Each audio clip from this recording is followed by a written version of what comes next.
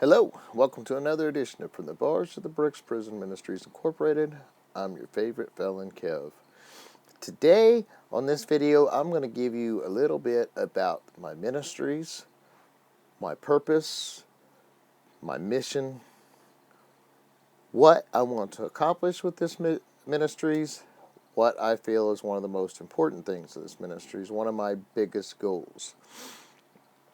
So this, From the Bars to the Bricks Ministries was originally conceptualized inside prison about 13 years ago, 14 years ago. At that time, I was in El Dorado. I was president of the JCs. I was involved in the church.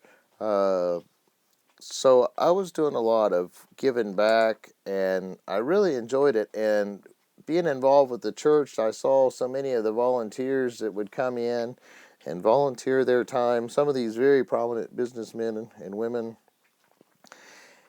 and it made me want to give back. I'd been a taker all my life, so I wanted to start giving back. And that was a slow process, but it's been a steady process. I've been out of prison. I'm off paper almost 2 years now. In 2 months, it'll be 2 years since I've been off parole and completely free of anything concerning the prison system. So, my goal with this ministry, our mission is we're reducing recidivism while providing positive, mentoring, and impactful programs that will change a man's life for the better. Now, inside that mission, that's for the overall ministry. For the house, I want to open a success house. Success house, you ask. What is a success house? I've never heard of a success house. You're right, you haven't, because it's new. Sure, you've heard of halfway houses. Never understood why they call them halfway. Actually, I do. They get you halfway there. I mean, you're halfway to freedom. You're on the streets. But they don't help someone all the way. State-run halfway houses, county government-ran halfway houses are usually just filled with different kinds of drugs and negativity. A lot of people that are just trying to find somewhere to get out but aren't quite serious about staying out. Aren't quite serious about sobriety or anything like that, or following rules. Now, that's not everybody, but I mean, that's a common issue. There are other ministries that have discipleship homes. They call them discipleship homes rather than a halfway house. Once again, people get out. There's a little more guidance in a halfway house. You don't have the drugs. You have more people trying to do positive things. And there's a little more guidance. Well, the Kansas recidivism rate, let me start with that, is 33%. If a guy or gal has been in part of an active member of like reaching out from within, or the JCs, taking advantage of self-help programs, taking advantage of programs and stuff on their own accord, being a part of like any of the self-help group, the Lifers organization, the JCs, the reaching out from within, any of those, and committing to that organization and doing what there's there, it's less than 10% recidivism rate, like 8.5%. It's really low. The ministry houses, recidivism rate is about 13%. So what's going to be different about my ministry house? I don't want 13%. That's too high. That's too many. What's going to set me apart? What makes a success house?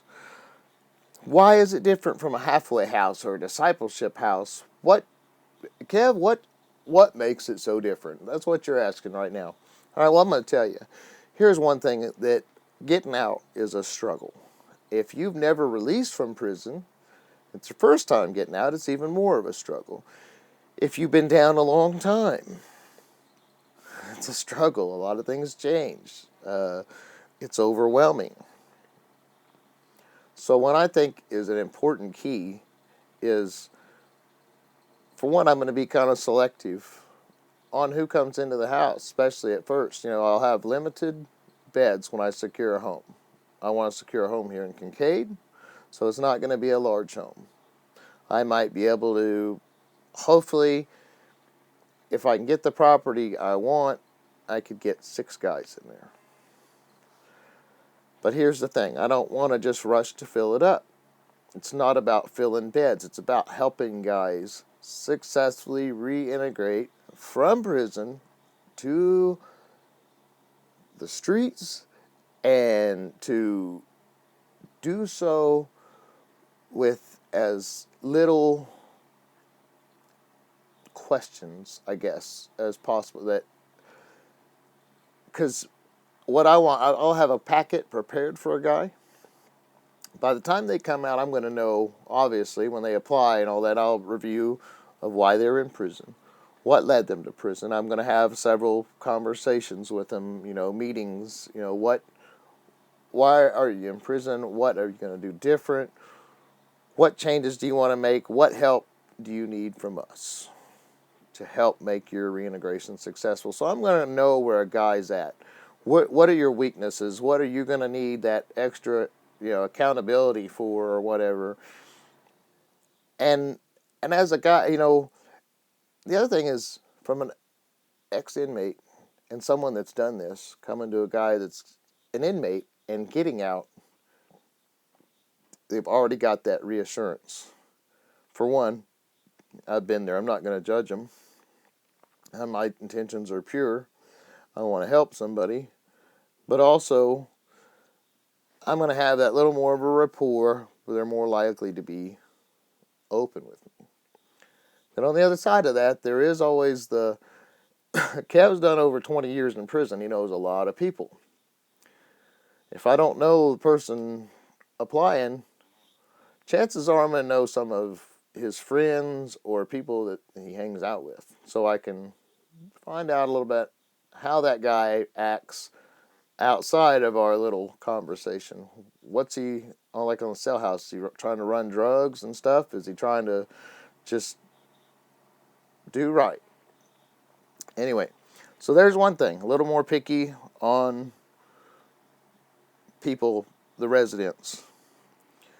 2, every person, like I said, there'll be a packet prepared, and it'll be hopefully with their, by the time they get out, we'll know where they need to register. We'll know everything they need to do before they're picked up from the facility, or we pick them up from the bus stop, or however they get to us. We will have a tailored packet designed for that person, and a minimum of 1 mentor directly assigned to them that has been through the process and knows what to do. So that in itself is a valuable, valuable tool. You don't know how many times the guy that gets out and stuff is set back, and he freaking just don't know what to do, and he gets frustrated because it's so much and it's so overwhelming. But there's programs in place that help guys coming out, but you just got to know where to find them. Nobody tells you these things. I mean, some of the stuff I've ran across by chance. So, but anyway, we'll have those resources for guys. They'll come to a house. Rent will be $125 a week. They are going to be responsible for some of their own food. We'll provide some food, but, the guys' main meals are going to be by them. And we'd like to have some house meals, of course, so the guys will get little items, to put into the meal like we would in prison, to have a family gumbo or a meal together as friends, as children of God.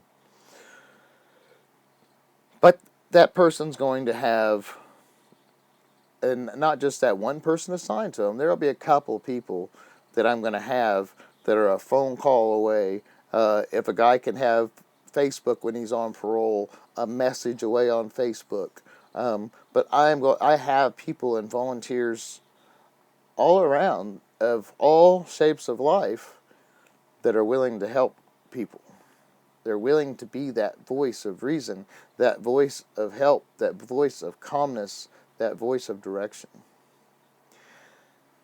It's hard to come out of prison and to make it. If you don't have a lot of money, if you don't have everything laid out for you, it's rough. And even then, it can be rough. So people really need that extra hand. But the ministry had the Success House is my biggest, obviously my most expensive goal of this ministries. My ultimate goal is to find a property here in Kincaid and get it donated, or gather the funds to purchase a home at a cheaper rate, and I'll go in and do all the work myself to get it ready and to get it opened up, as well as, again, I have a few people that would volunteer and help me get this work done. So here we have the goal. Now is where you come in. I need people's help. We are a ministry. We're a nonprofit. Operate completely, solely off of donations. I've had a couple small outside donations that's helped with my incorporation, a few other bills and stuff. But mainly it's what I've tried to, I'm on a medical after my heart attacks and stuff, so I haven't been able to get out there and physically work like I enjoy a lot of times. I just I'll get out and do a little bit, like getting around the house, and I'll get like a day of work in and I'll be down too. But so like outside income has been full, and now God's called me to go full-time ministries. I've got to follow God's call, and I got to know He's going to provide. So it's my call to you. Support the ministries. Become a part from the bars to the bricks prison ministries. We are out to help people. We're a full service ministry as well. We do weddings and stuff like that, pastoral counseling and all that.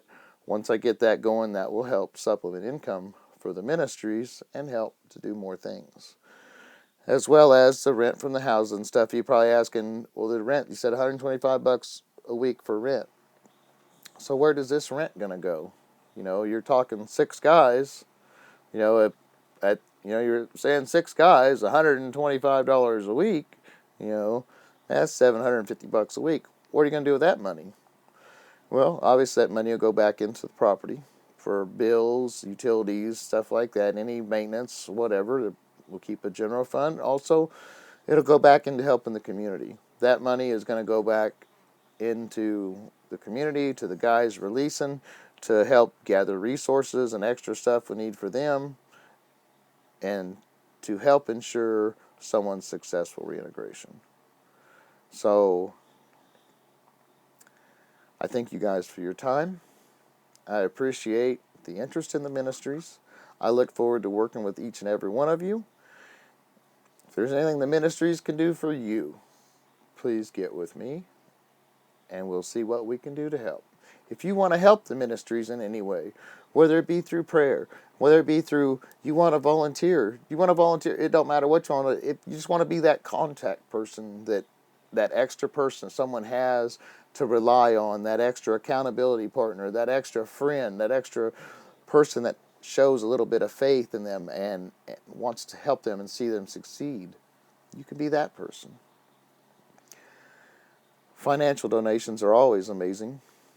On my YouTube page, and I'll put some links in this About section, my Cash App and my PayPal, they're both business. They're both from the Bars to the Bricks Prison Ministries Incorporated.